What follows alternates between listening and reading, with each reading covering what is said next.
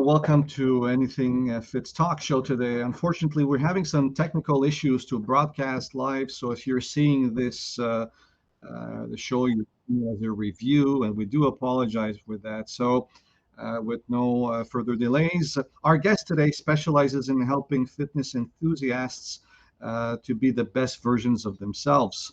Um, if you want to look lean and be strong and feel better, then this gentleman can definitely help you. He is a pioneer in the field of getting people in their best physical shape ever, has over 30 years of coaching experience, and his educational accomplishments include, just to mention a few, he's a PICP certified coach, metabolic analytics certified practitioner, an IFBB professional, muscle media professional, a FAME, WNSO, a PNBA professional. He has won countless awards and was listed one of the best coaches on the planet by world-renowned coach Charles Poliquin. Please help us welcome Mr. Larry Vinette. Mr. Vinette, how are you this morning? Actually, this afternoon. I'm doing great. How are you guys? Good, good. Like I said earlier, we're having a few technical issues, and we do apologize for that. Simon, how you been? How's everything? Everything's perfect. Glad to be here, even though we have issues with the technical side of the system. That's okay, but we'll manage to it. I'm sure it's going to be a great show. So, Larry, um, let's start right away. We know you specialize in fitness and making people better themselves. How do you plan the preparation of your athletes? If we're talking about physique athletes, bodybuilding, whatnot, classic bodybuilding physique, women's physique, figure, bikini, whatnot, it all depends on how much time we have. The more time we have, the better it is. So a prep for competition usually is between anywhere 20 to 12 weeks before a show. The thing that people have to understand is that the last 12 weeks or so before a show, it's just a leaning out part. So the improvement on the physiques, as far as adding some clay to the statue to make the delts rounder and this and that, that's being done in the off season. So if we have plenty of time to train and fix those weaknesses in the off season, then we can actually sculpt the physique and work on the proportions and the dimensions and everything. The last 12 weeks is just a leaning out. We're just getting rid of the body fat, and we are revealing what we were able to accomplish in the off season. So ideally, you like to have at least a year to train an athlete, and we work on those weaknesses before the cutting out phase.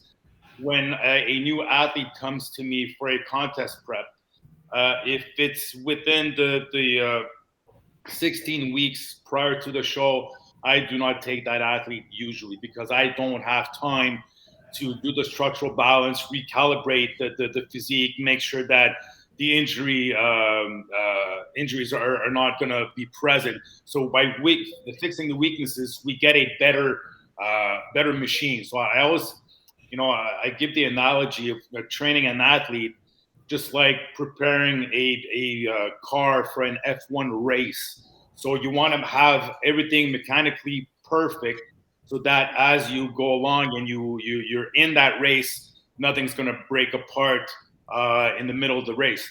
So the more time we have, the better it is. The last 4 months is just the cutting out phase. So I usually do not take athletes within that 4 months. If we have a whole year to work, then great. All that year, we add on some mass where we need to. We cut back on, let's say, body parts that are too big already for others. We might lower the volume of that muscle, and we work on the weaknesses. Once the physique is structurally balanced, everything is working well, then you can go into that phase of cutting out and reducing the calories and just shedding that body fat. So, the more time we have, the better it is. But if it's a new athlete, I'd like to, start out maybe at 20 weeks, especially with women, take a little bit longer just to know how their body reacts. And with all the menstrual fluctuations, it's a little bit trickier to train women athletes. Men are a little bit more stable, so it's a little bit more predictable. But women, I would usually start the cutting out phase 20 weeks if it's a new athlete. If it's an athlete that I've worked with before and they haven't let their body fat go out of whack in the off season, then 16 weeks is great. For guys, 16 weeks if I haven't worked with them. But if it's an athlete that I've worked with before, 12 weeks, we get the job done, because I don't like to bring my guys over about 12% body fat in the off season. Women, I like to keep around 16. So we're losing about 1% body fat almost per week to get to those very low digit body fats that win competitions. All right. With that said, what are the main pillars you base your preparation, the preparation of your athletes? I'm talking which subject, like nutrition, supplementation, and training. What are the pillars you use? Well, I use 3 pillars. The number one is the nutrition. So results, when you train a muscle in the gym, that's just a stimulus to the muscle. But what you do with that stimulus depends on how you feed it, what foods you give. If you're trying to gain mass, of course, there's got to be a caloric surplus. If you're leaning out, there's got to be a caloric deficit. So in the beginning, you fix the nutrition. So nutrition is number one. Number two is recuperation and sleep. Number three is the training itself. So the sleeping and recuperation is even more important than the training itself, because the recuperation will dictate the intensity and the volume of the workouts that you can do. So if you're not sleeping your 6 hours minimum, and you have a very stressful job and you got a lot of stuff going on in your life, you might not be able to handle 6 workouts a week, maybe 3, 4 max. So I always look at the recuperative abilities of the athlete, and that dictates the training. So number one, nutrition. Number two, sleep and recuperation. Number three is the workout itself. You try to find an equilibrium between them. How do you manage the balance between them? Well, one work with the other. So the nutrition part dictates the caloric intake and the kind of energy that the person has, and what kind of phase that he's into. If he's in a off-season phase where he's trying to build and improve on his physique, then the caloric surplus has to be met. So it's figuring out exactly what is a caloric maintenance level for the athlete, then going to surplus. Then the sleeping part comes in second, because that will dictate what kind of training he can do. So, I put a big emphasis on recuperation and sleep. I even finished a book that I wrote during the COVID time to help people sleep, because, back in the day, I used to ask this question to my athletes. How is your sleep? Do you get up during the night during sleep? I've changed that question to how many times a night do you get up to pee or eat or whatnot? You should have restful sleep, uninterrupted sleep. So if the sleeping patterns are not met, then we have to fix that straight from the beginning, because the best way to boost testosterone levels is to have perfect sleep. And nobody does well under 6 hours sleep. I know Arnold said, sleep 5 hours, and if you need more, then just sleep faster. Well, Arnold used a lot of, psychological tactics. How do you sleep faster? We all have the same time and minutes in a day. How's that possible? Well, Arnold was big on psychological warfare. So if he would say, I only sleep 5 hours, then people might say, well, if Arnold sleeps 5 hours, I only need 5 hours. Then he would have an edge on you, because he was probably sleeping his 8 to 10 hours. Right. So if not, he's an outlier. But percentage of the population that do well under 6 hours is zero. Yeah. So under 6 hours, 30% of all your capacities drop. You're 30% weaker. You're 30% less endurant. You're 30% more irritable. Your cognitive functions go down 30%. So you are not at your best under 6 hours sleep. And if that becomes chronic, then we have to fix that. So circadian rhythms, Charles has taught me a long time ago that the first thing you got to check is the time of the morning you get up. Whatever time you go to bed, make sure you always get up at the same hour. So because you cannot catch up sleep. There's no such thing as, I slept, crap all week, and then on the weekend I'll make it up by sleeping till noon. No, you just keep screwing up your circadian rhythm. So You went to bed at 4 in the morning. You used to get up at 6. Still get up at 6. You can take a nap in the afternoon or go to bed earlier the following evening, but always set your circadian rhythm right by getting up at the same time. This is primordial. Once you've done that and you have your 8 hours sleep and you're not getting up multiple times a night, then you've done what you can as far as raising your testosterone level to be the most optimal possible.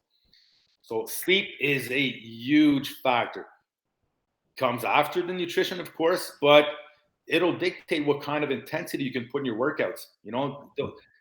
If the guys don't sleep and they're gun ho in the gym and they bring each set to failure, and their last set they're doing the drop sets and the force reps and the cheat reps, how the hell are you going to recuperate from that? You better have a fantastic anabolic environment to deal with that, or else dude, you're just going to fade away and keep losing muscle mass. You'll end up at your show probably a bantam weight at 6 foot.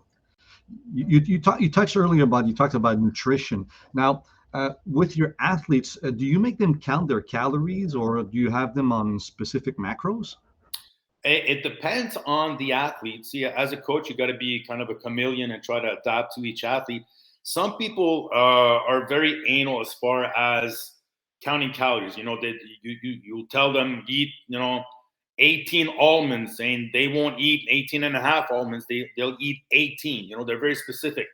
And if you give them too much leeway, and let's say you say, well, okay, go with your hand. The palm of your hand could be one portion of protein. Eat 2 portions per meal.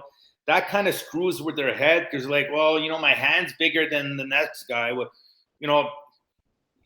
All these, estimates as far as, okay, well, 20 grams of protein has that, whatever.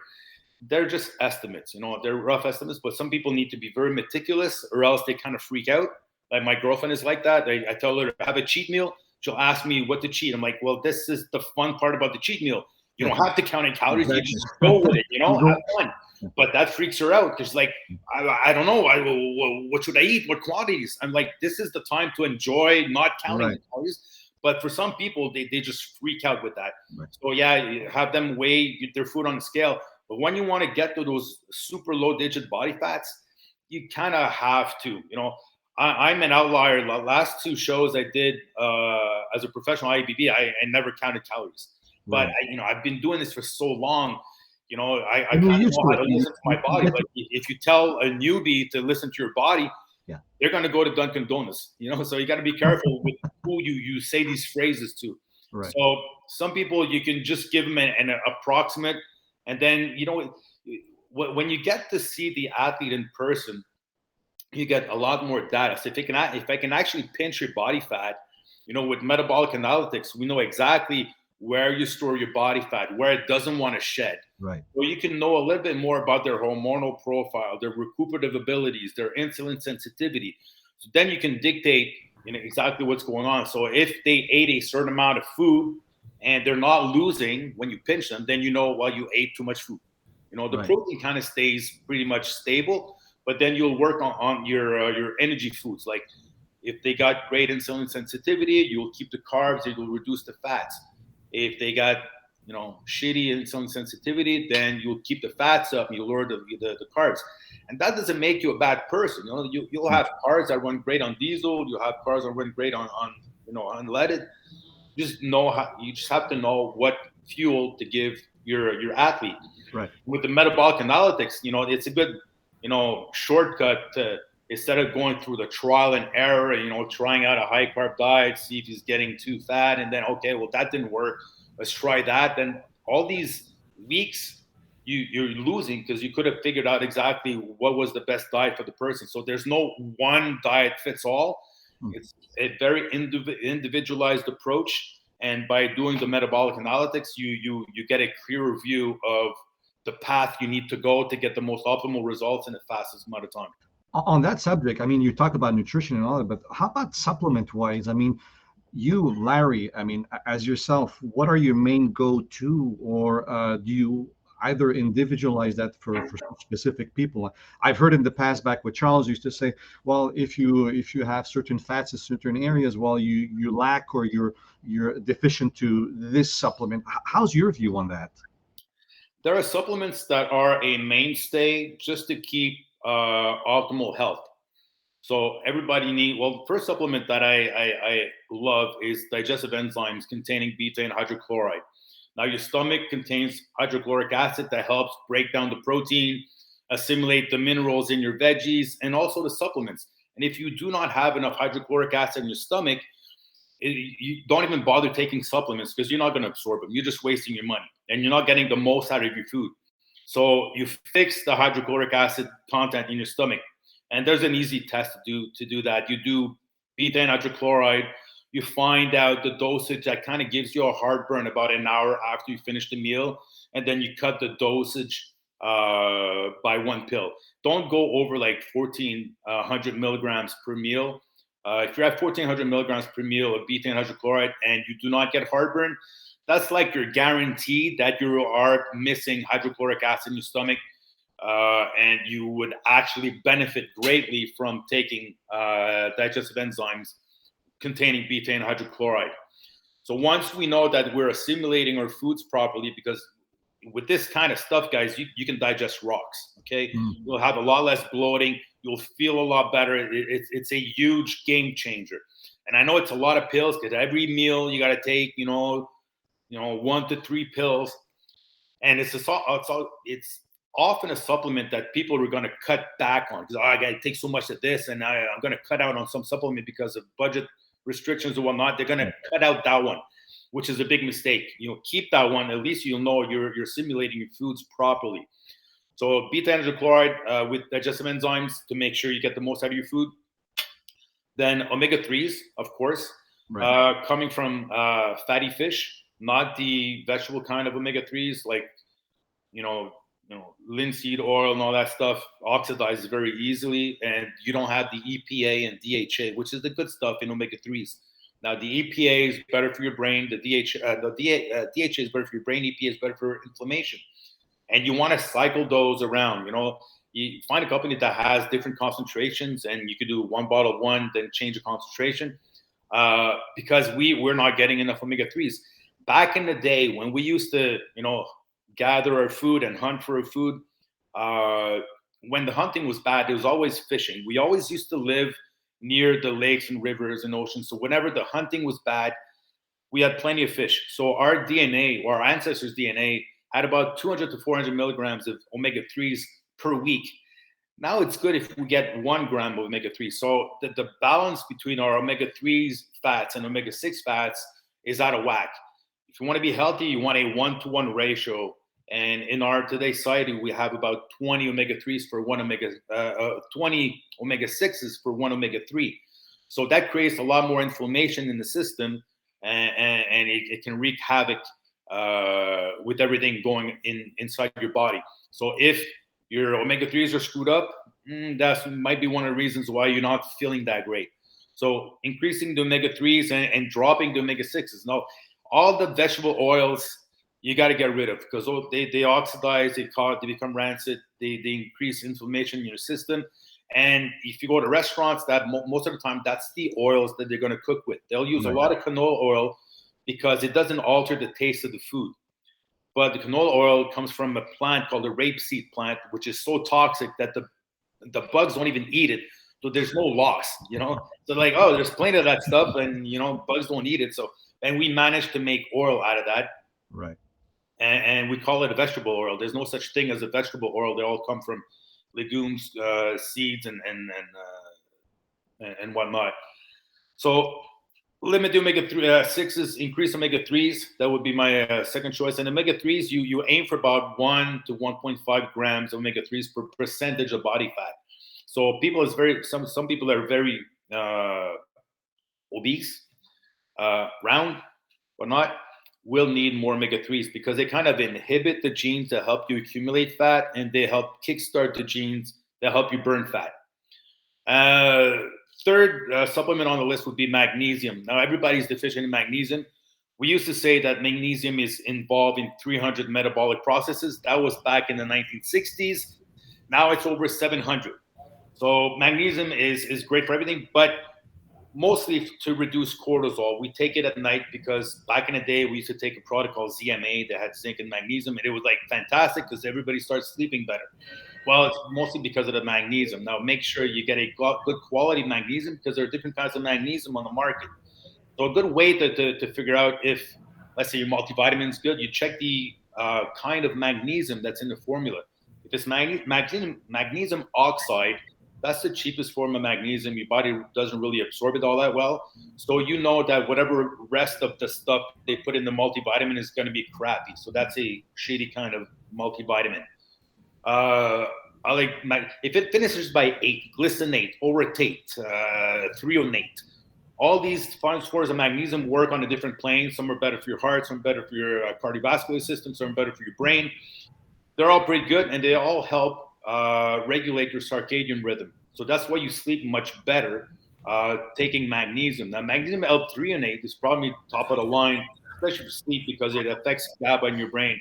And that was a very expensive advice I had. See, when Charles Poliquin would come do seminars in Montreal, some of his students would hire Charles after the seminar to, do a little internship. So Charles used to charge us $600 an hour instead of his $1,100 an hour to his students and friends. And that was one of the advice that he gave me. I had a client that I tried everything to help improve her sleep, and she was like a long time insomniac. And that was the recommendation that Charles gave to me was have her use magnesium L-threonate.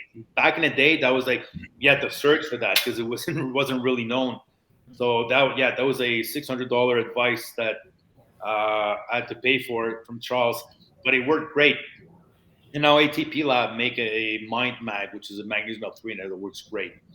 So magnesium, awesome. A lot of people are deficient in zinc. A lot of guys aromatize the testosterone a lot, so the zinc helps to regulate and stop the aromatization of testosterone into estrogen. So, you'll have, teenagers now that have gynecomastia and they haven't even used steroids yet. Well, their body has a tendency to aromatize. So the higher your body fat, the more your body will aromatize. And with all the estrogen floating in our society, we're developing guys that are born with lower and lower testosterone, smaller penises. Girls develop their menstrual cycles earlier. So there's way too much estrogen in our system. So we got to kind of go out of our way to make sure that we don't, put in our bodies too much of those xenoestrogens, and the zinc helps to regulate that. Next would be vitamin D3, the sun. So this is a supplement that, I would have wished the government would have talked more about at the beginning of this pandemic. It doesn't cost a thing, but you can't put a patent on the sun. But know that if you go in the sun and to get your vitamin D, unless you're a lifeguard that has about 70% of your skin exposed to the sun, you do not put any sunscreen on, you will not absorb your vitamin D. So this is kind of ironic. People put sunscreen not to get cancer, but your best cancer fighting agent is the sun. So, there's a balance in everything. So the sun would be your best ally, just don't get burned. Right. So it's like some people, they figured out a way to say, okay, I'll take some sun, but I'll go early in the morning, take like 15, 20 minutes when I start my skin to burn, then I'll stop, and then I go later in the afternoon without having to face those consequences. Yeah, exactly. And us Caucasians are kind of stupid. We go down south and we go in the sun at noon. It's like, and then all the Mexicans go like gringo, they call it crazy. Yeah. It's siesta time for them. So, but it's been shown that the closer to the equator that someone lives, the less chance of them getting cancer. Right. And the only way they could figure that out is because the exposure to the sun. Absolutely. So the sun is essential. If you don't go in the sun, you got to supplement with vitamin D supplements, and these are fat-soluble vitamin D. So take with a meal that contains a lot of fat.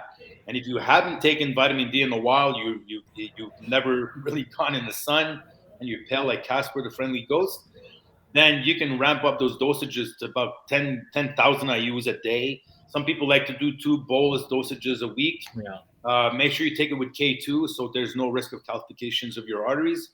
And then after about 3 months, do a vitamin D test. It's a very simple, cheap test. And then you can adjust the dosages accordingly. Same thing with magnesium and zinc. There's a test you can check to figure out what the dosages are to see if you're in the optimal range. It's called a red blood cell zinc test and a red blood cell magnesium test. Because if you ask your doctor just to check your magnesium, they'll check the serum magnesium, which is always going to be okay, apart from about 3 minutes before you die.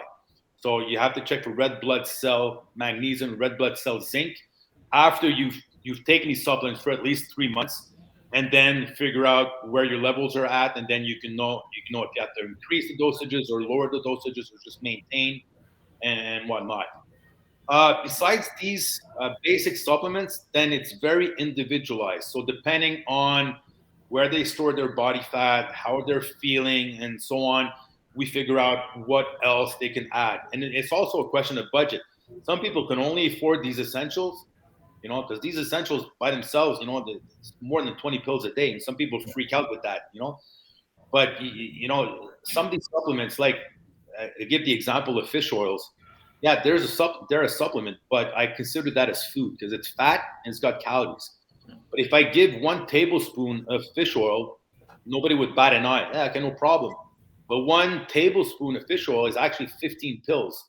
So if I tell you take 15 pills per meal for 1 meal of fish oil, you go, hey, you're crazy. That's 15 pills. That's too much. That's the equivalent of 1 tablespoon. I once had a lady work at a supplement store call me saying one of your clients is here and she's asking for omega-3 supplements, and she's telling me you want her to take like 30 grams of omega-3s. That's way too much. I'm like, why is that way too much? She goes, well, I said 30 pills. I go, yeah, but that's the equivalent of 2 tablespoons. You wouldn't bat an eye at taking 2 tablespoons of olive oil in your salad. Why would you give a damn about 30 grams of fish oil? Chances are she'll be a little bit more healthier. So, there's no problem with taking high amounts of omega-3s. It's just food, and it's good food. There's no, you can't overdose on omega-3s. Things like creatine have been studied a lot. That's no problem. You can take creatine for a long time. It helps with recuperative strength. So what it does, it actually brings a bit of water inside your muscle cells, so you're hydrated a little bit more. But it'll make you lose less strength from set to set. So let's say you do a set of chin-ups, you get 10 reps on your first set, you wait 2-3 minutes, then you get 8, then wait 2-3 minutes, and you get 4. With creatine, you're going to get 10, 9, 8. You'll be able to have more volume of training because, your body will recuperate that much faster between sets. In 10 seconds after a set, you already recuperate about 50% of your strength. Then it takes about 3 to 5 minutes to recuperate all the rest. So creatine's great. Beta-alanine, I was never really big on. I hate that tingling feeling, and I never thought that it did much. There's a bunch of supplements that are great, but again, it's more of a budget thing. I'm 50 now, so coenzyme Q10 is a great idea. If you have people that they insist on taking statins because their doctor told them so, and they believe their doctor and all that, then they'll definitely need coenzyme Q10. But those are my basic supplements that I like to use all year round. I even tell my clients, even if you stop seeing me and stop training or whatnot, please keep taking those just to stay healthy. Because, one of the definitions of aging is deficiencies in minerals.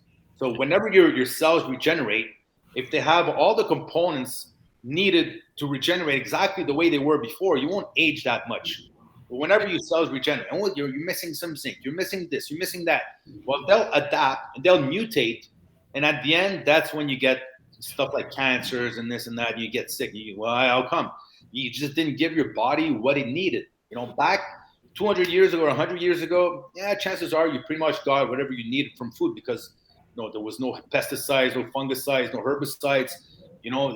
Now, unless you eat organic all the time, you're going to benefit from supplements because you can't get what you used to get from food back 100 years ago.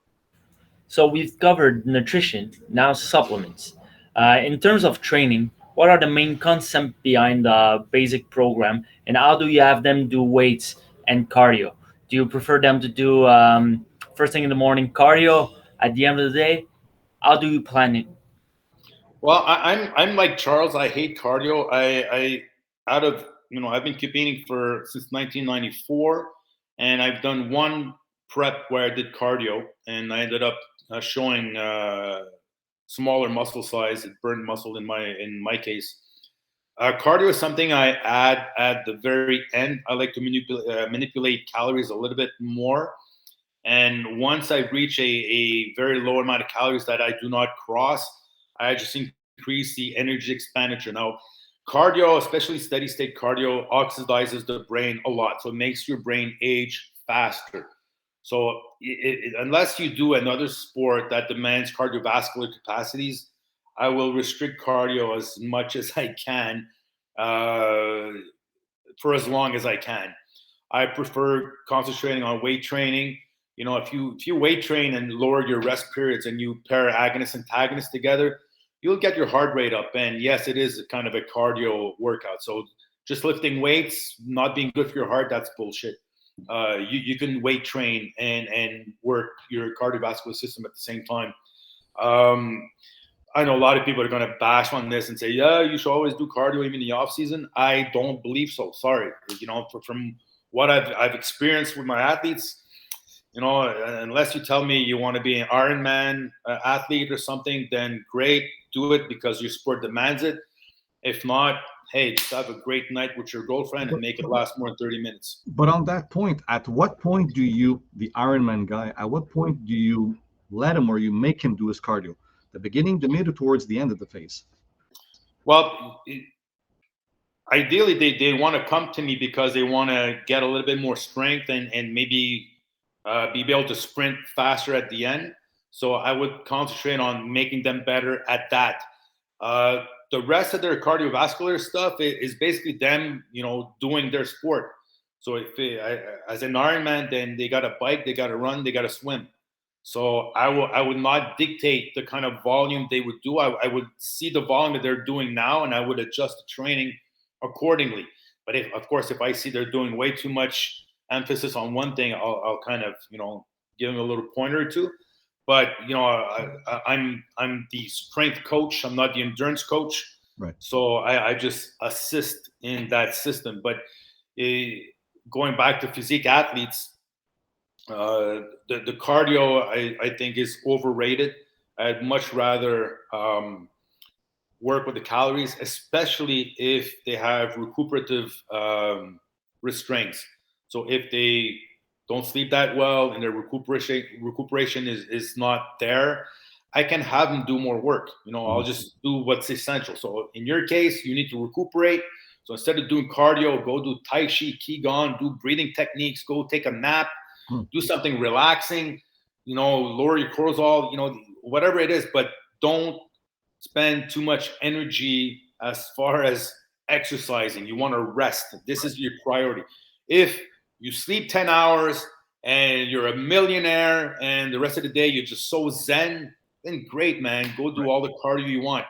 But the way you recuperate will dictate if you can, number one, do cardio and how much. Good. In all of your programs, I mean, there must be one particular exercise that you prefer the most. Would you like to share that with us? I really like the glute ham raise for the posterior chain because it's an underrated exercise. It's not really popular. Most people do the leg curls, and leg curls are great. But the hamstring is a very fast twitch muscle fiber. And they respond very well to very slow eccentrics and very low reps, meaning high load. I haven't seen someone do 25 good reps on a glute ham raise. But I'll put something right now that you maybe could comment. We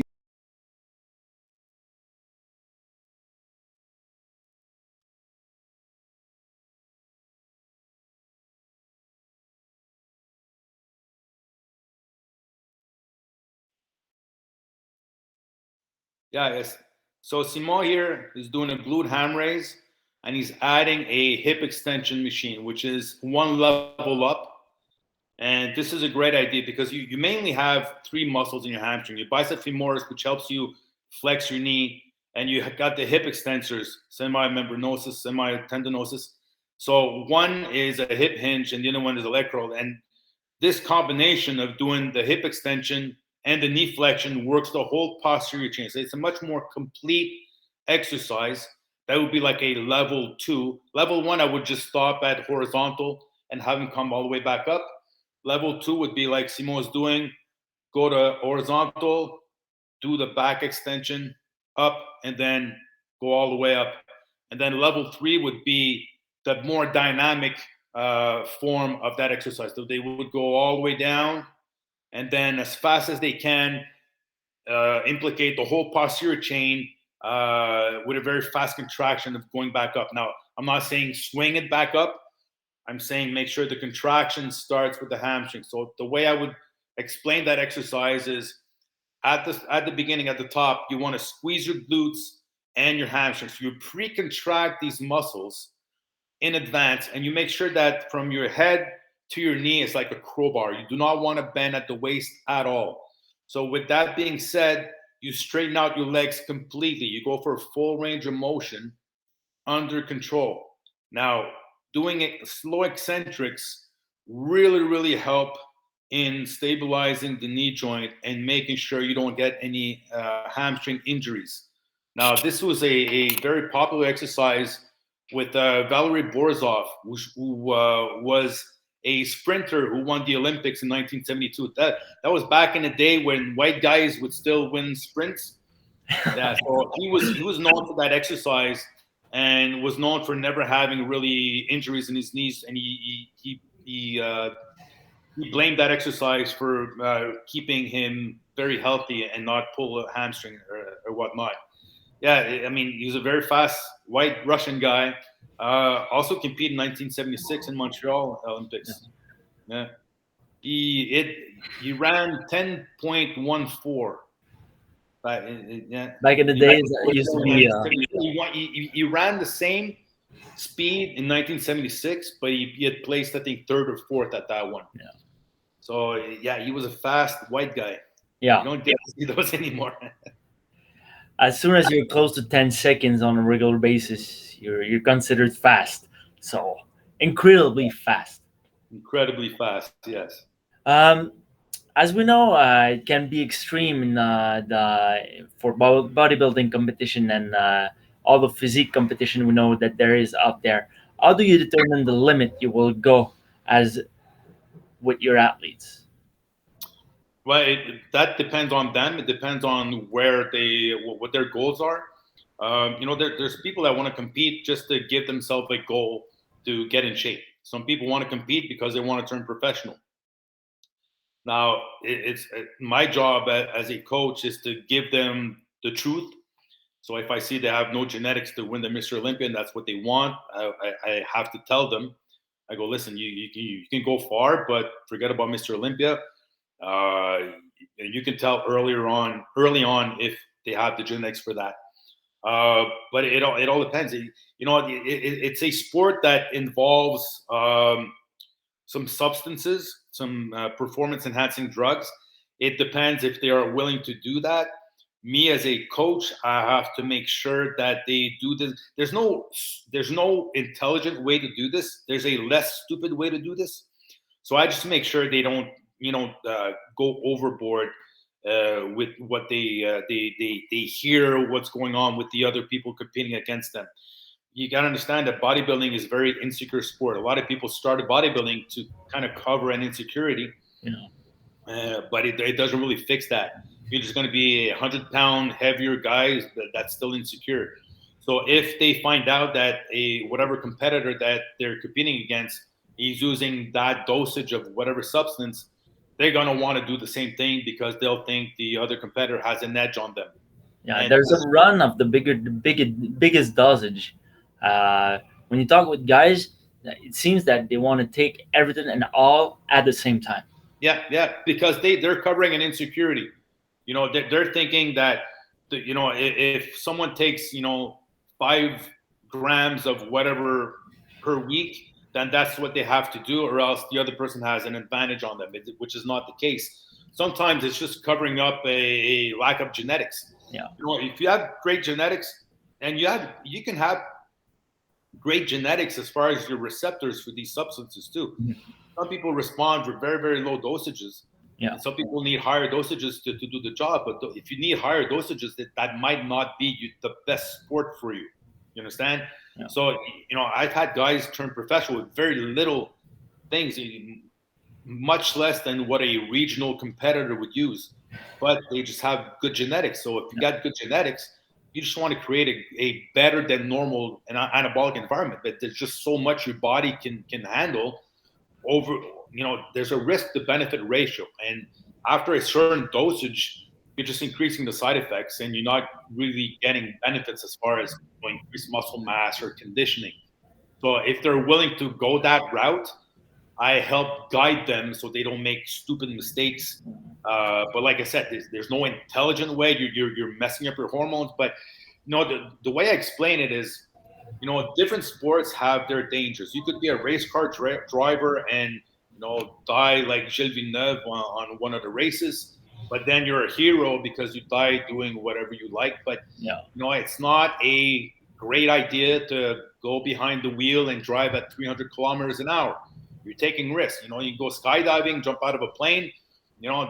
People say that's fucking stupid. Why would you do that? Well, I like the adrenaline rush and all that, but if it's your sport, it involves calculated risks. And in our sports, this is the calculated risk. And sometimes people do go overboard. They screw up. They miscalculate some stuff. And that's just that's life. I mean, that every sport has its own risks. Its own risks. You can be an MMA fighter and have 15 concussions. Yeah. Hey, you're a great athlete. You're making millions. The sad part of bodybuilding is you're putting your health at risk for a sport that doesn't pay. That's right. That's just the sad part. Bodybuilding, you do it for the love of the sport. But if it's going to interfere with, your relationships, your job, or your kids or whatnot, do it for fun. Don't go to the extreme, because it at the end of the day, you'll probably get a trophy that will probably break on your way back home. Yeah. And a handshake, and maybe collect a lot of dust along the way. Yeah, I have many dust collectors. We share the same thoughts. Yeah, so it all depends on where they're willing to go with this. If they want to become professional, then yes, of course, they're gonna have to consider taking some stuff. So it's just a question of making sure that they don't listen to all the stuff being said on YouTube and the Rich Pianos of this world. Where's Rich now? He said he knew what he was doing. Well, we all think we know what we're doing, but these are risks, and sometimes it doesn't go our way, and then we end up at the morgue or whatever. It can happen, but like any sport, it's got its risks. Yeah. Based on your experience, what are the core differences in preparation of a male versus a female athlete? Besides the psychological aspect of it, or? Well, let's just say everything. Yeah, men are more stable because they don't have these hormone fluctuations that women have. With women, it's all a question of how you speak to them. A lot of times, guys need to be told what to do. Do this, do that. With women, you gotta word it differently, saying, why don't we try this together? Why don't we try? It has to be coming from them a little bit. They have to feel that they have an implication in the decision making. So you kind of word it like this. Listen, let's try out something together, okay? Let's try reducing your calories and increasing your cardio or whatnot, and see how it goes. Okay, yeah, great. So they think it's like a team thing. Guys need to be told what to do most of the time. Guys are like, okay, do 4 sets of this and use that intensity and use that technique. Okay, great. Good little soldiers. Women, you got to use psychology a little bit more. Yeah. And just the hormone fluctuations a little bit different. Women tend to lose fat at not the same rate as men. They have less testosterone. They got Yeah. Eating disorder issues. A lot of times, a lot of these women that do competition, come from a background where they had eating disorders. Yeah. And they say, oh, okay, well, I can, eat and not having to throw up, but if I exercise, I won't get fat. Okay, I'll do that instead. This brings us to our next question. So, how do you work to prevent health issues we can see sometimes, especially with female athletes? We talk about eating disorders. We know there's always some issues down there. So, how do you deal with those? Well, you gotta tell them the truth, and when you see that their body is not responding, you gotta know when to pull the plug. Women tend to stress a lot on, especially if they come from an eating disorder, they're going to weigh themselves like 5 times a day, and they're going to overly stress on, getting in shape and losing fat. But whenever they stress, their cortisol levels go up, which is your main stress hormone. But when cortisol goes up, your digestive system shuts down, your sexual system shuts down, because when a bear is running after you, digesting your food is not a priority, and procreation is not a priority. So if you don't digest your food properly because you're stressing over what you eat all the time, you're not going to get the same results as the person that just does what they're supposed to do. They don't stress over it. Because that's how I explain it to people. I'm a trainer, so my job is to tell you what to do to kind of alleviate some of that stress. So you don't get up in the morning, okay, what do I have for breakfast? Okay, what do I do in the gym today? No, that's taken care of, so that you can stress on other things in your life. But I'm taking some stress out of your life by telling you, okay, this is what you should eat. This is what you should do today in the gym, so that you can lower your cortisol. But even then, they kind of overstress. They second guess what you're telling them. That's when it gets confusing for them, because they second guess. They're not sure. They got these insecurities, so you have to deal with them. So you gotta tell them, look, put your trust in me. You got to explain to them the reason why you're doing these things. Because if you tell them, do this, some people say, okay, they just do it. Some people say, well, why this, that? If they don't understand the reasoning why, they might not stick to it. If someone says, well, why are you doing this? Oh, because Larry told me to. Yeah, but why? Well, I don't know. Larry told me to do it. You kind of look dumb because you don't know what the fuck you're doing. And you don't understand the mechanism behind, okay, now I want you to stop doing that, do that. Okay, why?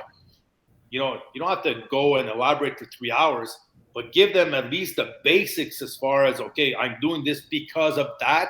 Oh, okay, now I know the importance of sticking, because that is the goal I want to achieve. Okay, I'm like a GPS, You want to know how to get to Quebec? I give you the fastest route to Quebec. If you decide to take a pit stop in Drummondville, that's fine. But I can show you how to get to Quebec in 3 hours. You can get there in 3 weeks if you want. It's all a question of how fast you want to get there.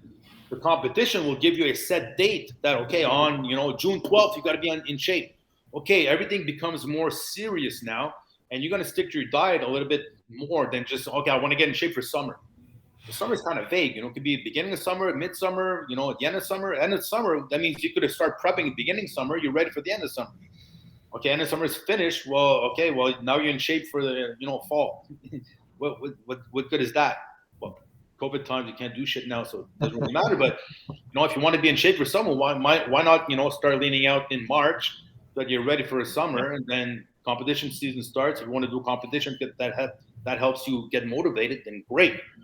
But like I said, the competitions is, you do it as a goal, or you do it because you want to make a sport out of it. But if you want to make a sport out of this, know that, you better have a backup plan or a job that pays well. Because if you think you're going to make a living out of bodybuilding earnings, you got another thing coming. Yeah. Earlier, you talked about procreation, especially with the female athlete. How do you deal with amenorrhea with your female athletes, and what can be done to fix this issue if it shows up? It has to do a lot with, it's a combination of everything. Well, you're prepping for a show, so your calories are going to come down. The training intensity will go up. You have the stress of knowing that you're going to show up almost naked on stage in front of a bunch of people you don't even know, and you're going to be judged on your physique. So these are all very stressful elements.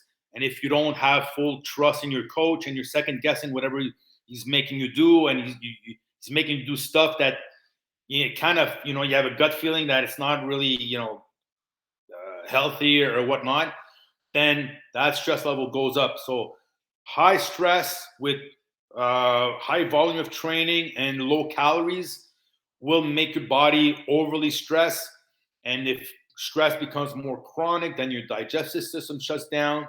If you're not digesting your food, you're not leaning out as fast as you could, and you're going to drop more muscle mass in the leaning out process. But it happens a lot with women at the end. The way you fix it is when the competition's over, the stress alleviates, the calories go back up, you ramp up the fats so that the hormonal system can work better. Because if the girl's not eating any fat and she's a natural athlete, then her hormonal production is not optimal. So right there, you got missing components to be healthy. So by increasing the fats and the calories and decreasing the stress, the amenorrhea usually goes away. But I mean, at a certain amount of body fat, the body will not want to procreate. So the girl's down at 6% body fat because she's a physique athlete. There's a really good chance that she's going to miss a period or they're going to be irregular. Yeah. So it's to be expected in a lot of cases at the very end. But if the girl's at 16% body fat and she's not getting her period, don't start a prep. Fix that problem first. So find out exactly why she's like that, because that's not normal. Yeah. And then fix the problem. You have to tell them, you go into a race with a car, make sure it's finely tuned. So you do a pit stop, you bring it to the garage, you fix whatever is not working, and then you go race. If you go racing with a beat up car with missing components, you might not win top 3, that's for sure. Yeah. Larry, we're running out of time. I mean, I've learned so much from you. I mean, I'm sure that all the audience, all the people that will be viewing this show will probably say the same thing. Any last thoughts you could give to our people out there? Any last thoughts? Highly suggest getting a coach that you can see in person. I do a lot of online training, but I much prefer seeing my people in person because there's so much more that you can do. If I take someone's body fat and we determine what the body fat is, the lean mass, the fat mass, and then a couple of weeks later, I take their body fat again, and they're the same weight, but they drop 2 pounds of fat mass and they gain 2 pounds of muscle, they're the same weight. If I'm training you online, all I have to rely on are pictures. I'll sometimes ask if they can find a metabolic analytic practitioner near where they are so that they can get it tested and then send me the results. If not, I only have pictures to rely on. And in 2 weeks, there's not much difference in the picture. Right. So in 2 weeks, if I see your body still, the same weight, I cannot know if your body recomposition changed. So I would be tempted to lower calories a little bit more, but that would be a disservice to you because if you're gaining fat and losing muscle, you want to ride that wave until the wave breaks. Mm-hmm. When the wave breaks and your body has adapted to that and you're no longer getting the result, that is when you make the adjustments. So when I see a client come in my office, I always ask them the question, okay, on a scale of 1 to 10, you followed my advice at anything below 9, I consider they did not follow it. Okay, so 9 on 10, 10 on 10. Okay, you followed it, great. Let's see the results. And depending on the results, I will make the adjustments. If you say 7.5 on 10, Larry, well, your homework until the next 2 weeks will be to do what you were supposed to do the first 2 weeks prior to at least 9 on 10, 10 on 10. Right. So, it's a teamwork, but if you don't follow what you were supposed to, I'm not going to make changes to something you didn't follow in the first place. Yeah. So the results always dictate where we're going. So the results will tell us, do we increase calories, we decrease calories, we change the macros. And it's also the feedback, like, how did you feel? Did you want to kill everybody in the last 2 weeks with this diet? Yes. Well, I don't want you to commit murder. Let's try to figure out a way that, you can still stay out of jail and get results. So finding a coach at the proximity of where you are is ideal. the best choice. If not, online has its restrictions. But some people want to be trained by the big names and all that, so they pay big time dollars for people online. But know that a lot of these coaches in the IFBB are just guys that train a lot of really genetically gifted guys that I've trained at Gold's Gym, Venice Beach, plenty of times.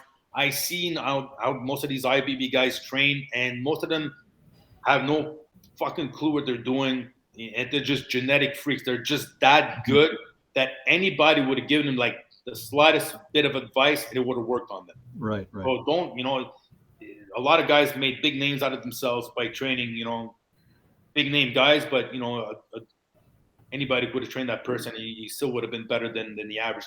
I always say, if you want to know if a coach is good, see how well he does with natural athletes. True.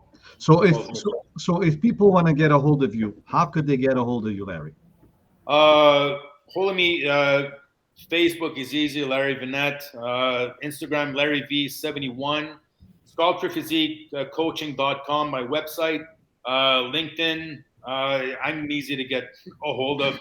Google my name, you'll find me easily. We'll put your details at the bottom of this video at the end. We're going to rebroadcast it. Larry, it's been a pleasure having you on the show. My pleasure. Thank you for dealing with us and with all these issues we've been going through. And to you, the audience out there, we want to thank you for having been with us on the show. And stay tuned, and we'll see you next time. Thank you.